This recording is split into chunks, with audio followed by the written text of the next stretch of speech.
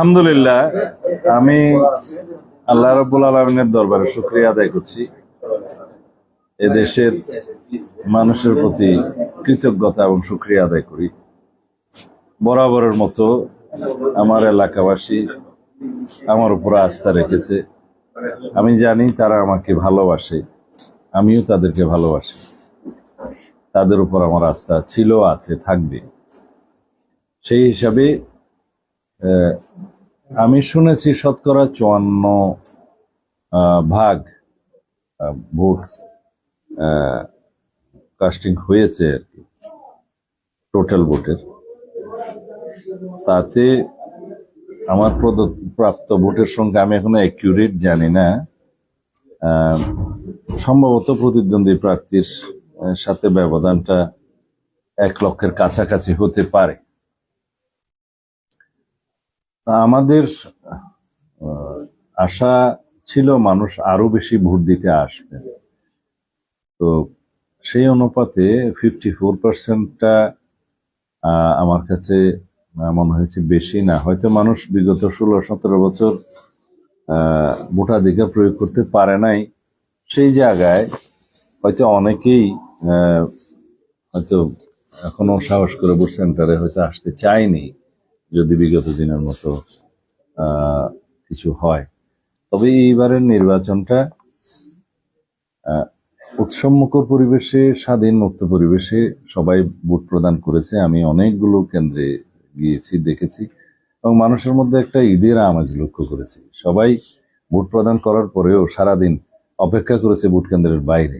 আমি তাদের কাছে জিজ্ঞেস করলাম কেন সবাই অপেক্ষা করছে, বলে যে আমাদের কাছে খুব ভালো লাগছে, আমরা খুবই আনন্দিত এবং এটা ঈদ ঈদ লাগছে। অনেকে বলছে আমাদের কাছে ঈদ ঈদ লাগছে। তার মানে হলো মানুষ ভোটের প্রতি আস্থা ফিরে এসছে। তো এই হার আরো বেশি হলে ভালো হতো, ভোট প্রদানের হার। যাই হোক, এই ভোটটা বাংলাদেশের মানুষের গণতান্ত্রিক অধিকার নিশ্চিত করার ক্ষেত্রে সবচাইতে গুরুত্বপূর্ণ ভূমিকা পালন করবে। এই দিনের জন্যই আমরা 16-17 বছর দীর্ঘ সংগ্রাম করেছি, রক্ত দিয়েছি, আমাদের সন্তানরা শহীদ হয়েছে। এখন দায়িত্বের বোঝা অনেক বেশি। যারাই নির্বাচিত হয়ে জাতীয় সংসদে যাচ্ছেন, তাদেরকে এই দেশের মানুষের প্রত্যাশা আকাঙ্ক্ষা, শহীদের প্রত্যাশা আকাঙ্ক্ষা পূরণ করতে হবে এবং সত্যিকার অর্থে একটি শক্তিশালী গণতান্ত্রিক রাষ্ট্র বিনির্মাণ করতে হবে। রাষ্ট্র কাঠামোর গণতান্ত্রিক সংস্কার করতে হবে, সংবিধানের গণতান্ত্রিক সংস্কার সাধন করতে হবে এবং সমস্ত রাষ্ট্রীয় এবং সংবিধিবদ্ধ প্রতিষ্ঠানের এমনভাবে সংস্কার করতে হবে সেই প্রতিষ্ঠানগুলো যেন গণতন্ত্রের রক্ষা কবচ হয়, একই সাথে জনগণের সেবা যেন তারা আইনানুগভাবে করতে পারে।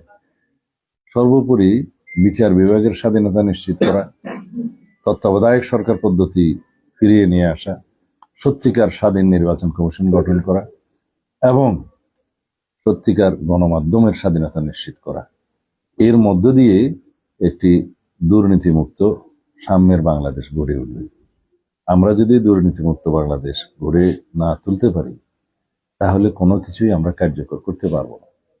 সেই জন্য আমাদের অনেকগুলো ক্ষেত্র আছে দুর্নীতিমুক্ত করা এবং সুশাসন নিশ্চিত করা, সাথে সাথে দেশের অর্থনৈতিক উন্নতি, সমৃদ্ধি এবং জনগণের অর্থনৈতিক মুক্তি আনায়ন করা। এগুলো সবগুলোই চ্যালেঞ্জ, কিন্তু ইনশাআল্লাহ আমরা শুরু করব। এই হচ্ছে আমাদের অঙ্গীকার এবং প্রত্যাশা। জাতীয় ভিত্তিতে আমরা আমাদের ইশতেহারে সেটা প্রকাশ করেছি এবং আমরা কি করতে চাই জনগণের জন্য সেটা আমরা সুস্পষ্টভাবে জনগণের সামনে উপস্থাপন করেছি, জাতির সামনে উপস্থাপন করেছি। সেটা ইশতেহারে আছে, 31 দফাতে আছে এবং জুলাই জাতীয় সনদেও অনেকগুলো বিষয়ে রাজনৈতিক সমঝোতা হয়েছে। এগুলো সবগুলোই বাস্তবায়ন করতে হবে। আমরা আমাদের অঙ্গীকার, আমাদের প্রতিশ্রুতি বাস্তবায়নের জন্য প্রতিজ্ঞাবদ্ধ।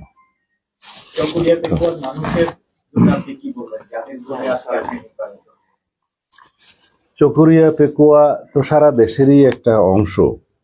যেহেতু আমি এই এলাকারই নির্বাচিত প্রতিনিধি ছিলাম, আমার সহধর্মিণীও আমার অনুপস্থিতিতে আমি যখন কারাগারে ছিলাম তাকেও এই এলাকার মানুষ আমার চাইতে বেশি ভোটের ব্যবধানে নির্বাচিত করেছে।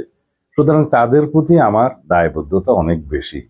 এই এলাকার মানুষ ব্রিটিশ আমল থেকে পাকিস্তান আমল পর্যন্ত বাংলাদেশের একটা প্রায় 20 বছর পার হয়ে যাওয়ার পরেও উন্নয়নের ছোঁয়া পায়নি এই এলাকায়। আমার এখানে শৈশব কেটেছে, কৈশোর কেটেছে। আমি এখানে কাদামাখা মাটিতে হাঁটতে হাঁটতে আমি আমার স্কুল লাইফ শেষ করেছি। আমার তখন থেকে স্বপ্ন ছিল, প্রত্যয় ছিল যে এই এলাকার জন্য যদি কিছু করার সুযোগ হয়, আল্লাহ রাব্বুল আলামিন সুযোগ দেন। আমি বড় সৌভাগ্যবান। আমি জীবনে অনেক স্ট্রাগল করেছি এই দেশের জন্য। আমি আমার প্রায় জীবন বিসর্জিত হয়েছিল। আমি অনেক বেশি ডেমোক্রেটিক স্ট্রাগল করেছি, গণতান্ত্রিক সংগ্রামে। কিন্তু তারপরেও আমি অনেক সৌভাগ্যবান। আল্লাহ রাব্বুল আলামিন আমাকে কখনো পরাজয়ের মুখ দেখায়নি, গ্লানির মুখ দেখায়নি। আমি বিজয়ীর বেশে এই দেশে ইজ্জতের সাথে, সম্মানের সাথে প্রত্যাবর্তন করতে পেরেছি ফ্যাসিবাদ মুক্ত বাংলাদেশে। এই শুকরিয়া আমি আমার শেষ মুহূর্ত পর্যন্ত আদায় করে যাব। সেটা আমি কৃতজ্ঞতা প্রকাশ করছি আমার দেশবাসী। আমি যখন আমাকে যখন গুম করা হয়েছিল, তারা আমার জন্য আল্লাহর দরবারে মোনাজাত করেছে, কেঁদেছে, এবং এই দেশের মানুষ সংগ্রাম করেছে।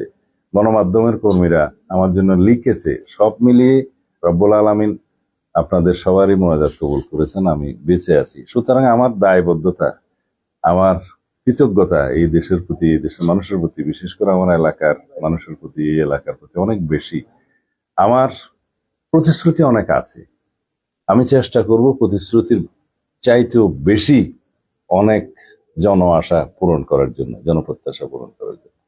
সারা দেশের তো ফলাফল নিশ্চয়ই চোখ রাখছেন। এখন পর্যন্ত আমি যেটুকু দেখছি যে 55টায় বিএনপি এগিয়ে ফলাফল পাওয়া গেছে। 55টায় বিএনপি প্রার্থীরা জিতেছে এবং বিএনপি জোটের প্রার্থীরা, এবং 21টাতে জামায়াত জোটের প্রার্থীরা। এখন অনেকগুলো আসন বাকি আছে। আপনি কি প্রত্যাশা করছেন বিএনপি সরকার গঠন করবে কিনা, বা 1/3 যে মেজরিটির একটা বিষয় আছে সেটা পাবে কিনা?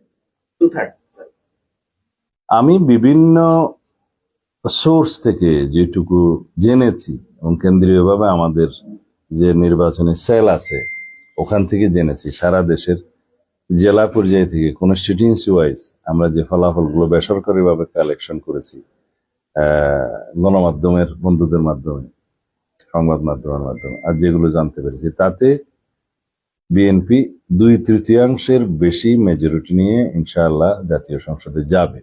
তো সুতরাং সরকার গঠনের ক্ষেত্রে অন্য কোনো দলের বা কারোর সাথে কোয়ালিশন করার কোনো সুযোগ নেই বা প্রশ্নই আসে না, দরকার নেই।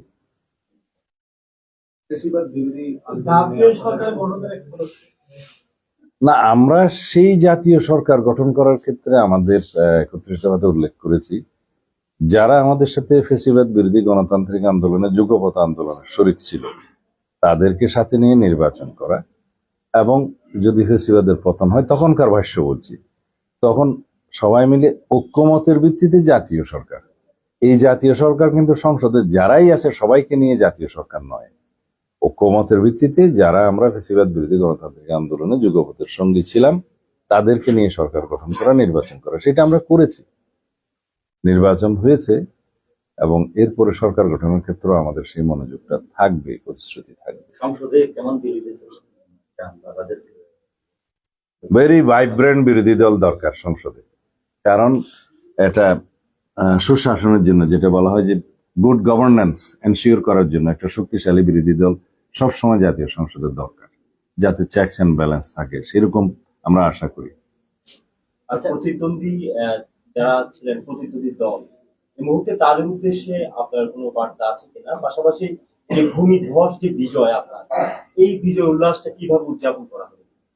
আমরা কোনো বিজয় উল্লাস করব না। আমাদের দায়িত্ব অনেক বেশি, কর্তব্যের বোঝা অনেক বেশি। বিজয় উল্লাস করার মধ্যে দিয়ে আমরা কোনো উত্তেজনা সৃষ্টি করতে চাই না। আর এই বিজয় আমাদের কাছে প্রত্যাশিত ছিল। আমরা নির্বাচনের আগেও এবং নির্বাচনের পরে, আমাদের মাননীয় চেয়ারম্যান সাহেব স্বদেশ প্রত্যাবর্তনের পরে, আমরা জনগণের মধ্যে যে উচ্ছ্বাস দেখেছি এবং যে সমর্থন পেয়েছি, সারা দেশে আমাদের চেয়ারম্যান সাহেবকে, জনাব তারেক রহমান সাহেবকে দেখার জন্য, ওনার কথা শোনার জন্য সারা রাত ধরে মানুষ অপেক্ষা করেছে, ভোর রাত্র পর্যন্ত। তখনই আমরা মেসেজ পেয়ে গেছি এই দেশের মানুষ কি চায়। তাছাড়া